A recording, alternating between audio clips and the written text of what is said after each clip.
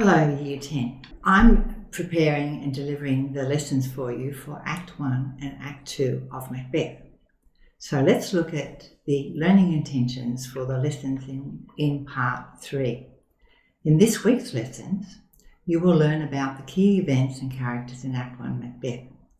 And you will also watch an excerpt from the whole movie. You'll watch Act 1 in click view. And you'll know you are successful because you can complete the quizzes in this week's work after you have watched the Act 1 excerpt from the movie and after you have watched the teaching video. And you'll be able to answer questions to demonstrate your knowledge and understanding of the main events and characters in Act 1. And importantly, in written work, you'll be able to objectively reflect and describe your engagement in and completion of the coursework for this week. Let's talk about Macbeth. The play opens with the witches in a very short scene and their equivocation spell. Fair is foul and foul is fair. Hover through the fog and filthy air. Now this is a non-specific spell cast over that world, specifically Scotland. And it's not just a spell that is directed at Macbeth or Lady Macbeth, it's a spell that is directed at anything and anyone in Scotland. King Duncan, Macbeth and Banquo, Lady Macbeth, the common people, the environment, even the animals. Now, Shakespeare opens his play with the witches scene for the following 5 reasons. 1. He wants to provide the audience with important information that will help them understand and follow the plot action. 2. He wants to establish the stormy weather, the bleak landscape, and the supernatural and evil element that will be operating in the play. 3. To establish that the play will be about the distortion of a person's perception of right and wrong, a distortion of their perception of what is good and what is bad, foul and fair, and it's about the bad choices that result from that distorted perception. 4. To establish one of the key motives in the play, the idea that appearances can be deceptive. And 5. To set a creepy and menacing mood, heightening audience interest by showing them something otherworldly and unnerving. So this image effectively shows you how the witch's spell can distort someone's perception of themselves, of what's right and wrong, of what's good and bad, what's fair, what's foul. It shows you how, if you see the situation in this distorted way, how it can lead to you making choices based on that distorted perception. What important choices do characters have in Act 1? Well, at the time the play is set in Scotland in the 11th century, and the kingship of Scotland was not hereditary. Instead, the heir was elected from a pool of suitable noble candidates by the powerful warriors in the kingdom. The elected heir to the throne was usually the most able warrior, someone capable of defending the country, but also related to the king. The right of primogeniture did not operate in Scotland in Macbeth's time, but it did operate in England during Shakespeare's time, a few hundred years later. So what is primogeniture? It's the right of the firstborn male child or the closest male relative of the king, if the king did not have a son, to inherit the throne. Now, this situation had relevance to the real-world English situation in 1603 when James I came to the throne. There wasn't a direct heir to the throne after Elizabeth I died, and as she did not have any children, there were a number of rival claimants to her throne. So in Macbeth, Shakespeare asserts James I's rightful hereditary claim to the English throne. James I, through the Stuart line of kings, was a descendant of Banquo, and in this play you're going to see why that connection to Banquo is important. After Macbeth secures Scotland for King Duncan, what choices do characters have? Well, King Duncan's choice. Should he nominate his heir, or should he follow the tradition and let the nobles decide on his heir? Who did he have to choose from? Macbeth and Banquo, 2 very able warriors, or someone else? What was Macbeth's choice? After hearing the witches, he could have waited for the prophecies to come true just by themselves, or he had the choice of acting to make them come true sooner. And what you have to think about when you're watching the play and when we're analysing the text is Macbeth acting under the witch's spell, or is what he does a matter of free will, free choice? He consciously knows what he's doing. Another person who makes important choices is Banquo.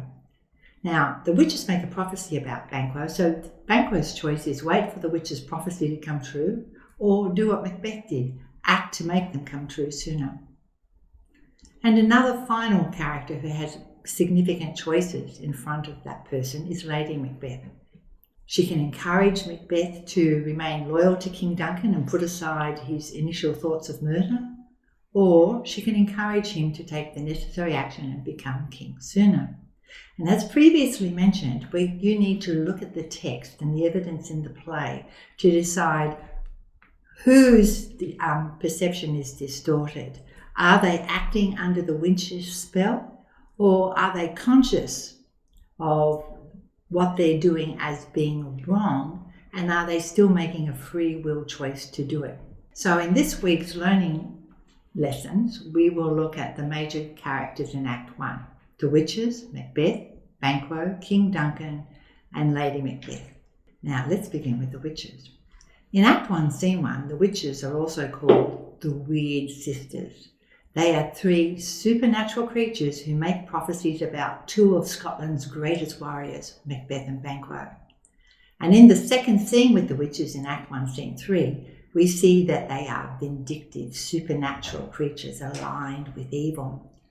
The witches meet Macbeth by design, not accident. They chose to meet him when he had a combat mindset, and was vulnerable to their foretelling.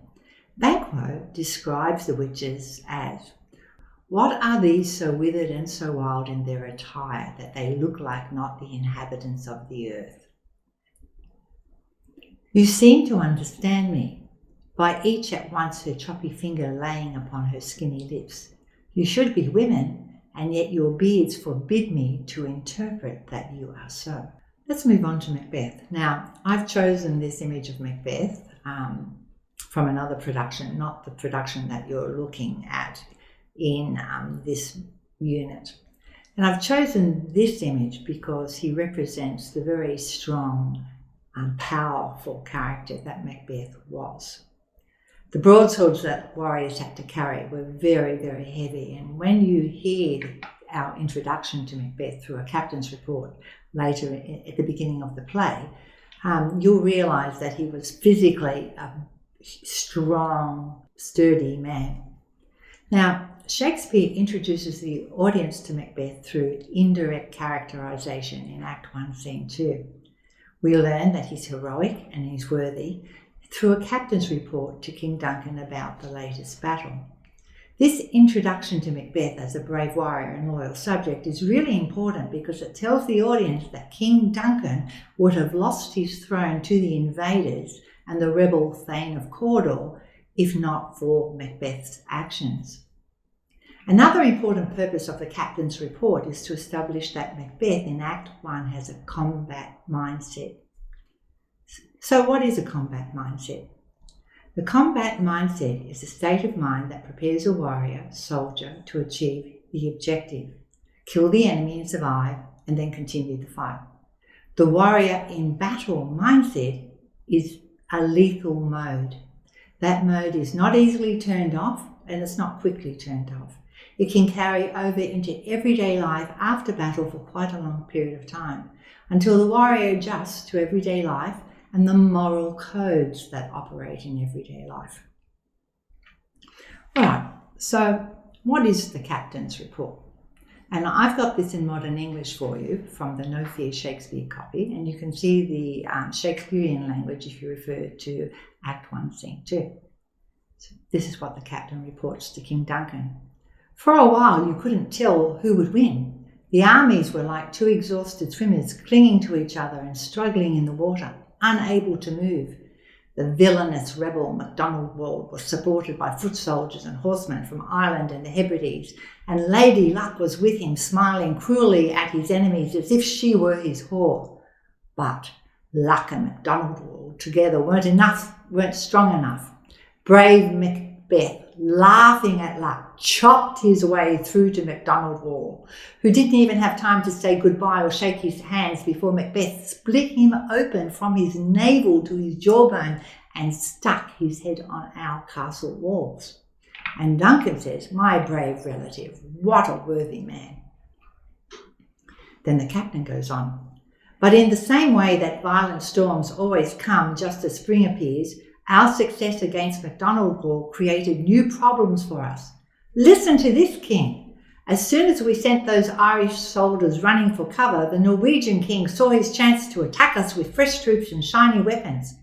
Duncan, "Did this frighten our brave warriors, Macbeth and Banquo?"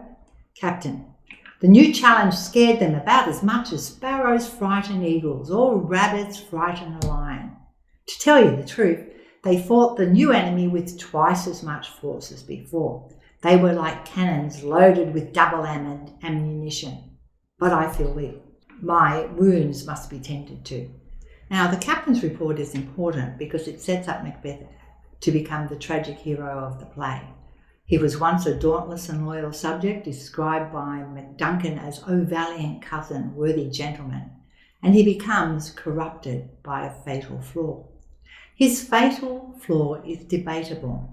On the one hand, it could be his belief in the supernatural and vulnerability to evil when in the combat mindset, or it could also be his determined ambition to gain power and become king at any cost.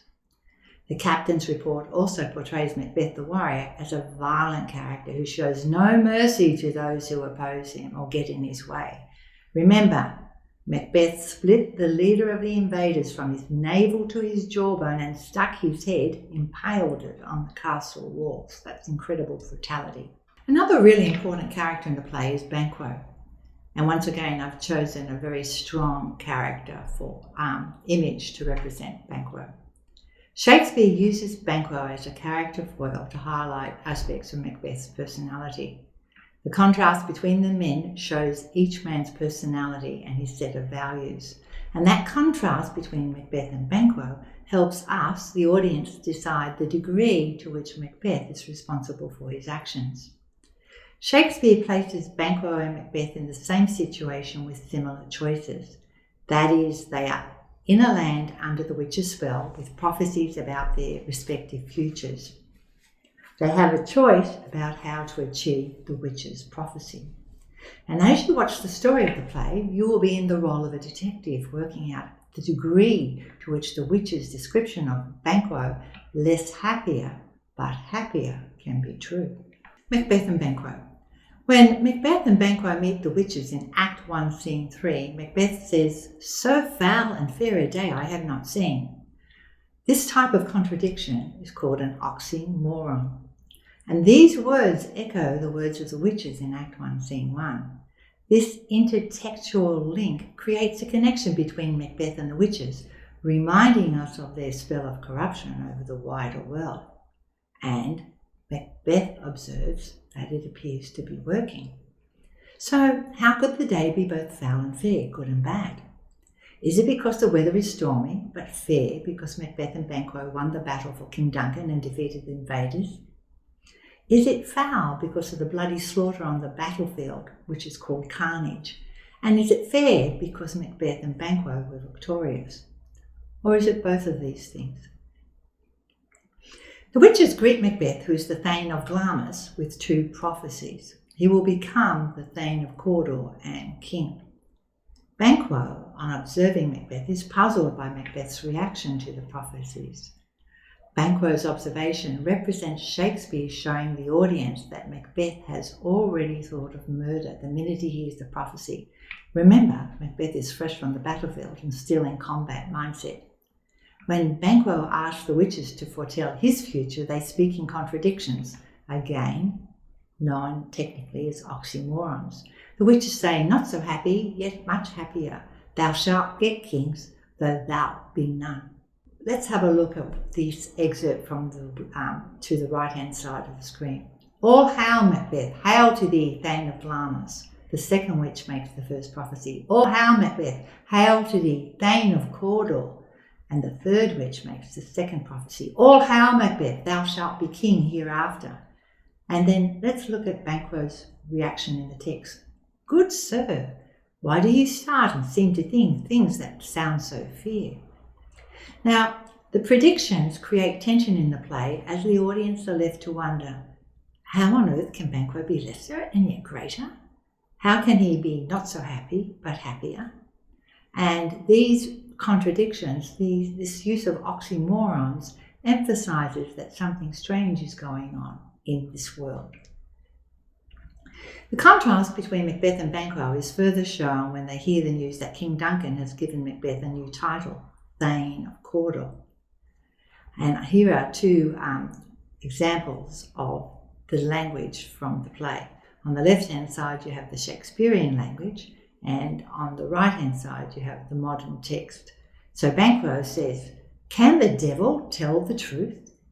And then another excerpt later says, "If you trust what they say, you might be on your way to becoming king, as well as Thane of Cawdor." But this whole thing is strange. The agents of evil often tell us part of the truth in order to lead us to our destruction. They earn our trust by telling us the truth about little things, but then they betray us when it will damage us the most. So I've just read you the English version. You can look at the Shakespearean version. So in this excerpt, Banquo is reflective and he reveals his skepticism of the witches. And it's really important that he says to Macbeth that the instruments of darkness can tell us one thing that proves to be true only so we follow a path that will lead us to some kind of destruction. Macbeth, in contrast to Banquo, shares his thoughts and reactions to witches in an aside. And the Shakespearean theatre convention is that anything revealed in an aside or soliloquy is a revelation of the truth. An aside is not heard by any other characters on stage. So let's look at the modern English version. This supernatural temptation can't seem like it can be a bad thing. But it can't be good either. If it's a bad thing, why was I promised a promotion that turned out to be true? Now I'm the Thane of Cawdor, just like they said I would be. But if this is a good thing, why do I find myself thinking about murdering King Duncan, a thought so horrifying that it makes my hair stand on end and my heart pound inside my chest?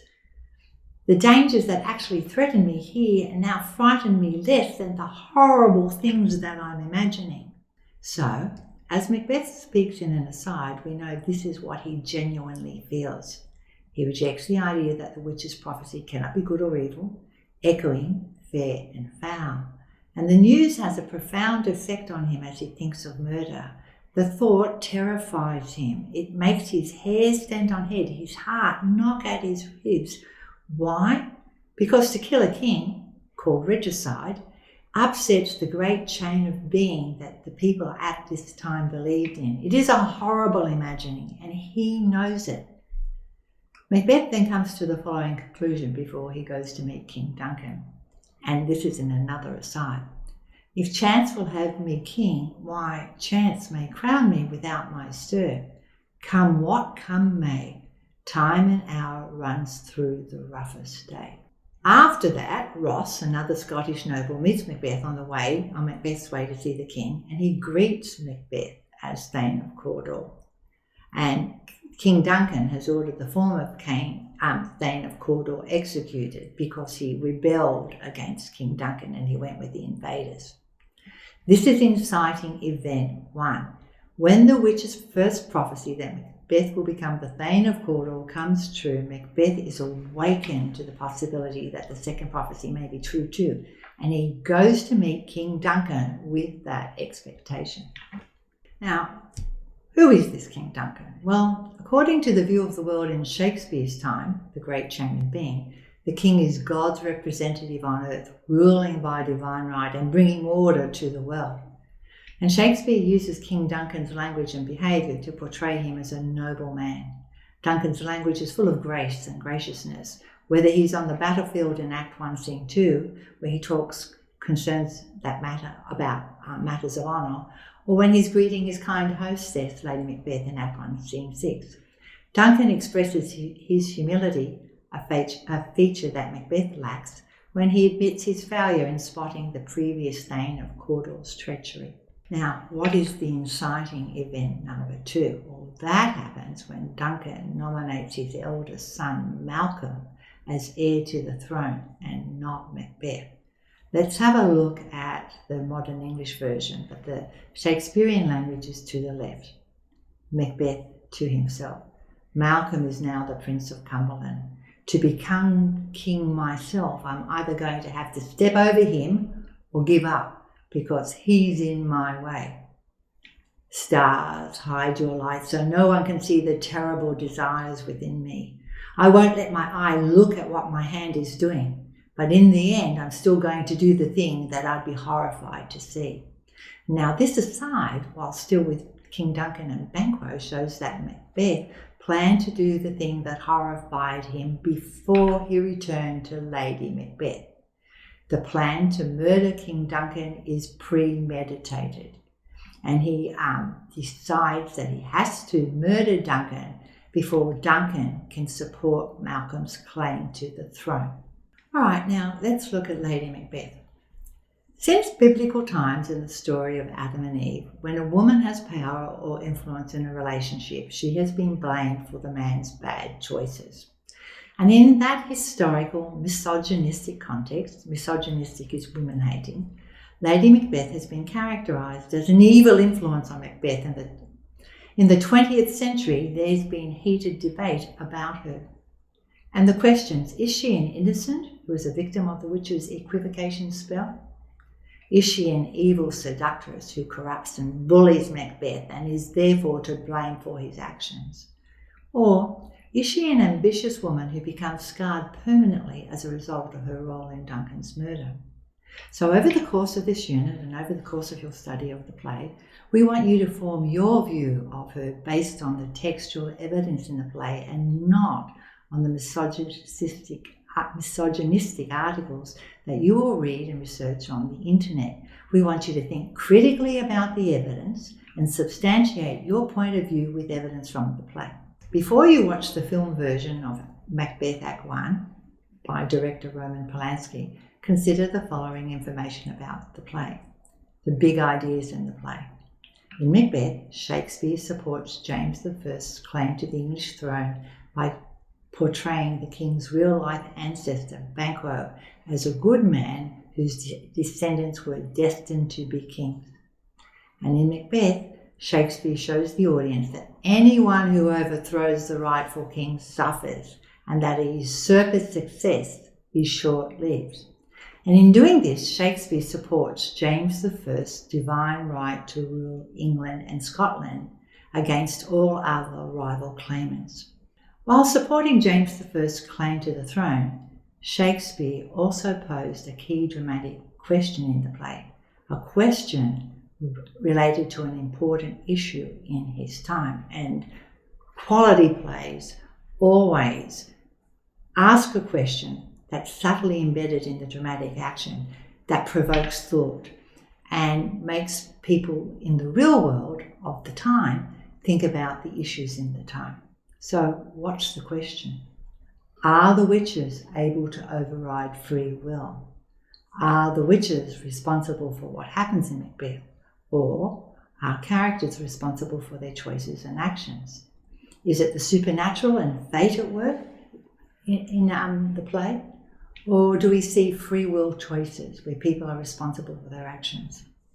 Now, this was a dangerous question for Shakespeare to pose to his audience, as his King James I believed in witchcraft, and he believed that witchcraft was responsible for all evil in his world. James I believed witches were responsible for storms, killing livestock, breeding deadly disease, and so on.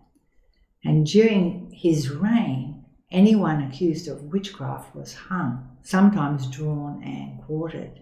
There didn't have to be proof. The accusation was enough.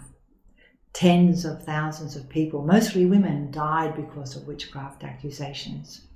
And witchcraft accusations were also a way of getting rid of people who opposed the king and his supporters. So I want you to be aware that within the space of 3 short years of James coming to the throne in England, the country changed from the golden age of Elizabeth I into one of the darkest and most dangerous periods of English history. Now I want you to go on and you're going to look at the clip. And I've given you these 3 images so you can see the actor who plays Macbeth, the actor who plays Banquo, and then the actor who plays Lady Macbeth. And be aware that as you watch this Act 1 excerpt, you will not understand every word, as the language is over 500 years old. But you will understand it if you use character behaviour and plot action to work out the meaning of the scene. Once you have watched the Act 1 excerpt, I then want you to go on and complete the quizzes in Lesson 1, and then I want you to go on to Lesson 2 and 3 for this week. If you're having any problems with the work, contact your teacher, please. Thank you.